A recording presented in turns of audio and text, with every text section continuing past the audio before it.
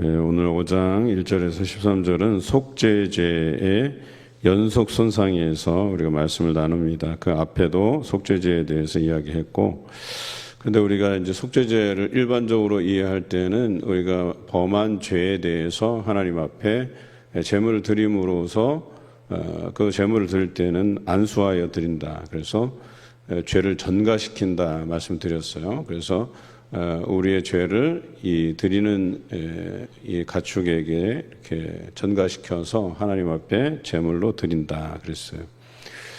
그런데 우리가 생각할 때는 속죄제는 마치 뭔가 우리에게 뚜렷하게 보이고 인지되는 그런 죄에 대해서 속죄제를 드린다고 생각하기 쉬운데, 오늘 1절에서 13절을 자세히 읽어보면 다른 사람이 인지하기 어려운 것, 혹은 말로써 지은 죄, 이런 부분들도 다 속죄죄를 드릴 것에 대해서 이야기하고 있어요.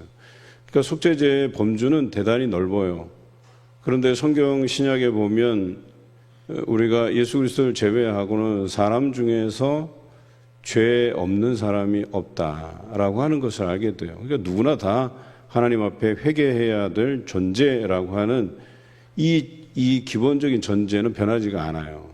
근데 마치 나는 죄 없는 사람처럼, 나는 늘 결백한 사람처럼, 내가 생각하고 판단하고 말하는 것들은 늘 옳은 것처럼 여기나 그렇지 못하다라고 하는 것을 우리가 좀 알 필요가 있겠다, 이런 생각을 해봅니다. 특히나 에베소서 4장 18절 19절에 보면 그들의 총명이 어두워지고 그들 가운데 있는 무지함과 그들의 마음이 굳어짐으로 말미암아 하나님의 생명에서 떠나 있도다. 그들이 감각 없는 자가 되어 자신을 방탕에 방임하고 모든 더러운 것을 욕심으로 행한다, 이렇게 되어 있어요. 일반적인 사람이 죄를 짓고 회개하지 아니하면 이 사람이 죄에 대해서 둔감하게 돼요. 어리석게 돼요. 그리고 총명이 어두워져요. 총명이라는 게 뭐예요? 죄를 분별할 수 있는 지혜가 점점점 우리에게서 사라지는 거예요. 그리고 무지하게 돼요. 마음이 굳어져 버려요. 그래서 내가 죄인인지도 몰라요. 그러다 보면 막무가내 아나무인격으로 그냥 가는 거예요. 늘 자기의 판단과 결심이 옳다고 생각하고 밀고 나가는 거예요. 그런데 그렇게 하다가는 심판을 멸할 길이 없다라고 로마서 2장 1절에서 6절까지 보면 잘 드러나 있어요. 그러므로 남을 판단하는 사람아, 누구를 막론하고 내가 핑계하지 못할 것은 남을 판단하는 것으로 내가 너를 정죄함이니 판단하는 내가 같은 일을 행함이니라. 이런 일을 행하는 자에게 하나님의 심판이 진리대로 되는 줄 우리가 아노라. 이런 일을 행하는 자를 판단하고도 같은 일을 행하는 사람아, 내가 하나님의 심판을 피할 줄로 생각하느냐? 혹 내가 하나님의 인자하심이 너를 인도하여 회개하게 하심을 알지 못하여 그의 인자하심과 용납하심과 같이 길이 참으심이 풍성함을 멸시하느냐? 다만 내 고집과 회개하지 아니한 마음을 따라 진노의 날, 곧 하나님의 의로우신 심판이 나타나는 그날에 임할 진노를 내게 쌓는도다. 하나님께서 각 사람에게 그 행한 대로 보응하시되 참고 선을 행하여 영광과 존귀와 썩지 아니함을 구하는 자에게는 영생으로 하시고, 그랬어요. 회개하면 하나님께서 영생으로 그에게 갚아주시고, 회개하지 못하면 그 회개하지 못한 것들에 대해서 행한 대로 보응하신다 그랬어요. 그런데 내가 이런 말하고도, 잘못된 말을 하고도, 잘못된 소문을 퍼뜨리고 잘못된 판단으로 행동하고 해도 그것에 대해서 내가 인지하지 못하면 죄가 그에게 쌓인다 그랬어요. 여러분, 하나님의 심판이 임하지 않는다고 해서 내가 잘못 살고 있지 않다라고 판단하는 건 굉장히 위험한 거예요. 쌓으신다 그랬어요. 그게 성경적인 표현으로는 인내하신다. 하나님이 두고 보시는 거예요. 인내하시는 거예요. 그러다가 쌓이고 차고 넘치면 거기에 행한 대로 보응하는데, 행한 대로라는 표현이 뭐예요? 그냥 내가 처음에 이렇게 쌓이지 않은 채로 죄를 지었을 때 그것에 대해서 바로바로 회개하면 하나님께서 넉넉한 마음으로, 너그러운 마음으로 용서하시되, 차고 넘칠 때까지 쌓다가 회개하잖아요. 행한 대로 다 보응받는 거예요. 그 내가 쌓은 죄의 분량만큼이나 다 그것을 대가로 내가 치러내야 된다라고 하는 거예요. 이게 다른 거예요. 그러니까 언제라도 이걸 쌓아두었다가 내가 처음 죄를 지었을 때 그걸 인지했을 때 바로바로 회개해야 하는 그 정도의 회개로도 가능하겠지라고 생각하다가 이게 멸망의 길로 떨어지기가 십상이라는 거예요. 그래서 죄는 인지하면 바로바로 회개하는 것이 바로 오늘 본문의 이야기예요. 5장 1절에 보면 만일 누구든지 저주하는 소리를 듣고서도 증인이 되어 그가 본 것이나 알고 있는 것을 알리지 아니하면 그는 자기의 죄를 져야 할 것이요. 잘못된 소문을 퍼뜨리는 사람도 죄를 져야 되지만 그것을 듣고도 이거 잘못된 건데 라고 판단하고도 내가 증인으로서 잘못된 증언을 하면 그리고 그걸 덮어주면 그것도 우리가 책임져야 될 죄가 된다 이거예요. 이 사람이 무고라는 거 들어봤죠? 저 사람은 아무 짓도 안 했는데 자기가 스스로 판단을 해서 야, 이 사람 나쁜 놈이네 라고 해서 나쁜 사람이네 하고 그 이야기들을 막 뻥튀겨서 이렇게 저렇게 각색해서 얘기하잖아요. 그래서 그 사람에 대해서 억울하게 다른 사람에게 알리면 그게 무고죄가 돼요. 사회에서도 이건 죄의 범주에 두는 거예요. 그런데 하물며 우리 안에서도 이 사람이 말한 것을 두고 사람들은 해석을 해요. 이 사람의 그 말하는 진짜 의도가 뭘까? 그냥 물어봐도 될 걸 가지고 이거 분명히 이렇게 말하는 거 들어보니까 여기에 못된 의도가 포함되어 있네. 이래갖고 상상하고 판단하고 그래서 자기 식대로 판단한 것들을 이야기해요. 그래서 또 다른 사람에게 오해를 사게 만들고 오해가 오해를 낳고 말이라는 게 뭐예요? 살을 하나씩 붙여가다 보면 이 사람이 저 사람에게 예를 들어서 야, 너 어떻게 나한테 그럴 수 있어? 이렇게 한마디 했는데 나중에는 이 사람이 저 사람을 주먹으로 때렸다더라. 이런 소문이 나는 거예요. 그러니까 뭐예요 이게? 말한 사람도 죄의 범주에 들어가지만 그것이 잘못된 것임을 인지한 사람들이 그걸 숨겨도 그것을 증언하는 데 있어서 잘못 증언하면 그것도 죄가 된다 이렇게 표현되어 있어요. 2절에 보면 누구든지 부정한 것들 우리가 하다가 부정한 것을 만졌어요. 그걸 우리가 인지했어요. 그런데 거기에 대해서도 하나님 앞에 속죄제를 드리라고 되어 있어요. 심지어는 우리가 지나가다가 누구랑 탁 스쳤어. 그런데 나중에 알고 보니까 나랑 스친 그 사람이 도덕적으로 문제가 있고 뭐 음란하거나 우상을 숭배했거나 여러 가지 부정한 일이 드러나면 나도 속죄제를 드려야 된다. 이렇게 오늘 성경이 기록되어 있어요. 그래서 3절에 보면 만일 부지 중에 어떤 사람이 부정에 닿았는데 그 사람의 부정이 어떠한 부정이든지 그것을 깨달았을 때는 허물이 있을 것이요 그랬어요. 억울하잖아요. 그렇죠? 나는 그냥 지나가다가 딱 스치기만 했는데 딱 부딪히기만 했는데 저 사람이 죄가 있었네? 라고 하는 것을 인지하는 순간 나도 부정한 것에 당한 거예요. 그래서 그것에 대해서도 속죄제를 드리라고 되어 있어요. 오늘날로 해석하면 이런 것들이에요. 아까 오해에 대해서 이야기했잖아요. 주일날 제가 나는 솔로라는 예능 프로그램도 제가 얘기했잖아요. 서로 이제 처녀 총각이 만나서 이렇게 데이트하고 알아보고 마음에 들면 이제 짝을 이루어주고 이런 거잖아요. 근데 돌싱 시리즈가 나온 거예요. 그러니까 한번 이혼했다가 이제 또 가정을 이루기 위해서 그 이혼한 경력이 있는 사람께 나오는데 이 사람이 말을 한번 딱 했는데 그게 그 불씨가 되어갖고 오해가 된 거예요. 예를 들어서 둘이 만났어요.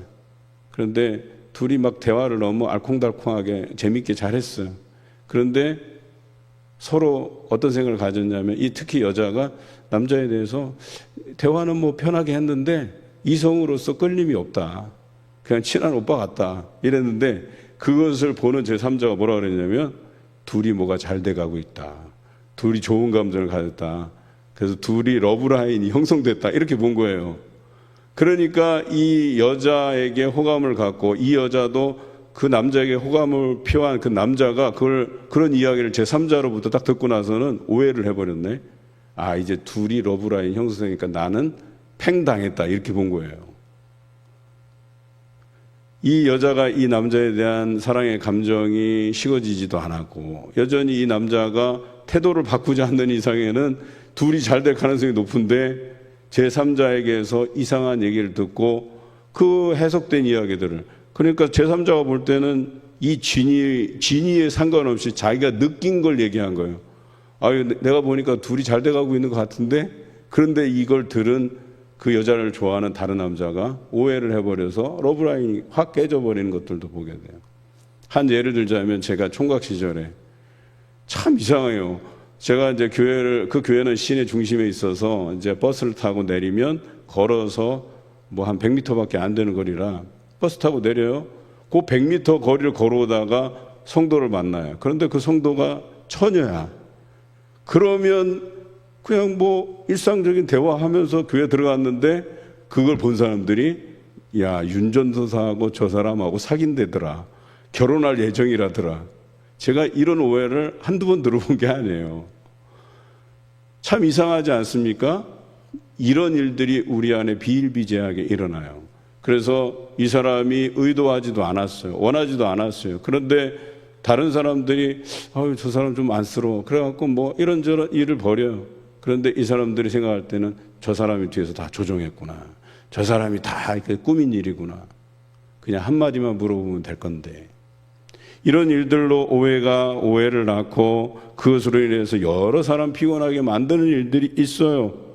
그런데 이런 것들도 허물로 보고 있어요. 성경에서는 잘못하는 것으로. 그것에 대해서 우리가 깨달음이 있어야 되겠다. 특히 4절에 보니까 누구든지 입술로 맹세하여 악한 일이든지 선한 일이든지 하더라도 함부로 말하면, 그 사람이 함부로 말하여 맹세한 것이 무엇이든지 그가 깨닫지 못하다가 그것을 깨닫게 되었을 때에는 그중 하나에 그에게 허물이 있을 것이니 라고 그랬어요. 이런 허물이 발견됐을 때 그러면 우리가 어떻게 해야 되느냐? 아무 일에 잘못하였노라 자복하고 라고 5절에 기록되어 있어요. 회개하는 것이 필요해요. 자복하는 것이 필요해요. 그리고 속죄제를 드려야 돼요. 자, 그런데 이런 일들도 있어요. 예를 들어서 이 사람이 진짜 죄를 지었어요. 그런데 이 사람이 하나님 앞에 나와서 자복하고 회개했어요. 그런데 다른 사람이 이 사람의 자복하고 회개한 사실을 몰라요. 모를 수도 있잖아요. 그렇죠? 그래서 저 사람이 마치 그 죄를 하나님께서 사하여 주셨음에도 불구하고 다른 사람에게는 이 사람이 여전히 그 죄의 꼬리표를 달고 있는 사람처럼 여겨져요. 저 사람이 음행을 했어요. 바람이 났다가. 그런데 다시 회개하고 돌이키고 하나님 앞에 회개했어요. 그런데 다른 사람들은 저 사람은 지금도 음행하는 사람처럼 꼬리표가 달리는 거예요. 그런데 그것에 대해서 그 사람을 흉보고 욕하고 저주하는 것, 그것도 죄라는 거예요. 이해되십니까? 우리는 날마다 하나님 앞에 나와서 우리의 지은 죄들을 하나님 앞에 회개하고 자복하고 해결받았음에도 불구하고 여전히 그 사람의 잘못을 지적하고 잘못됐다 하고 욕하는 것도 죄라고 하는 거예요. 그러니까 함부로 지적하고 판단할 게 아니라는 거예요. 저 사람이 실수하고 잘못할 수 있어요. 그러나 하나님 앞에 나와서 자복하고 회개하면 하나님께서 덮어주시고 의롭다 칭함을 주시는데 우리가 그걸 가지고 뭐라 할 수 있는 게 아니잖아요. 물론 그 사람이 회개하지 않고 여전히 그 죄에서 헤매이고 허덕이고 헤어나오지 못하면 우리가 격려해서라도, 우리가 충고해서라도 그 죄에서 나와서 우리가 하나님 앞에 열심을 내자고 회개하자고 이렇게 하면 너무나도 좋겠죠. 그런데 또 한 가지는 회개했음에도 불구하고 그걸 잡고 늘어지는 행위도 옳지 않다고 보는 거예요. 그래서 오늘 이 속죄제의 의미는 누구든지 그 죄로 인해서 회개함이 필요하다. 신약 성경에 보면 이 해 아래에서 죄 없는 자가 없다. 이거예요. 기본적인 전제는. 늘 회개하는 삶을 살아야 된다. 또 회개함이 마무리 지어졌음에도 불구하고 그 사람에게 여전히 죄에 대한 비판을 가하는 사람도 부지 중에, 혹은 내가 알지 못했으니까, 저 사람이 회개했는지 안 했는지 알지 못하니까 그렇게 말하였더라도 저 사람이 회개하고 돌이킨 것을 알았더라면 내가 실수했구나, 잘못했구나, 그렇게 해서 하나님 앞에 회개해야 된다라고 하는 거예요. 그런데 오늘 이 회개에 있어서 속죄 제물을 드리는데 형편에 따라 그래요. 어린 양을 드리는데 이 형편에 미치지 못하는 사람은 산비둘기 2마리나 집비둘기 새끼 2마리를 가져다가 한 마리는 속죄 제물로 한 마리는 번제로 드리라 그랬어요. 그런데 여기에도 형편이 못 미치는 사람은 소제로 드리라 그랬어요. 고운 가루로. 그래서 그 고운 가루 10분의 1 에바를 예물로 가져다가 드리는데 다 드리는 게 아니라 그 10분의 1 에바 중에서도 한 움큼만 드리고 나머지는 제사장의 몫으로 돌릴 것이라 이렇게 돼 있어요. 저도 이 말씀을 묵상하면서 저에게 번뜩이는 게 있었어요. 그렇구나. 저 사람이 죄 가운데 있다는 것을 우리가 알고 발견하더라도 또 그 사람이 회개하면 하나님께서 덮어주시는데 내가 그 사람을 죄 있다라고 말할 수 있는 게 아니거든요. 그래서 우리가 함부로 말하지 말 것에 대해서 이야기하는 거예요, 4절에. 오늘 이 말씀을 우리가 잘 묵상해 가면서 우리 스스로를 돌아보면 오히려 내게서 회개할 문제가 발견되는 것이지 남을 탓하고 남에게서 그 죄를 발견하는 것보다 내 죄에 대해서 회개하는 것이 옳겠다 하는 생각이 듭니다. 오히려 내 죄를 회개하지 못해서 둔하여지고 영적 감각이 무뎌져서 죄를 쌓아서 결과적으로 내가 멸망에 이르지 않도록 주의하라는 것이죠. 오늘 이 말씀대로 하루를 살아갈 때 하나님의 말씀대로 살아갈 때 우리가 온전히 하나님 앞에 거룩한 삶 살아가시는 저와 여러분 되시기를 주님의 이름으로 기원합니다.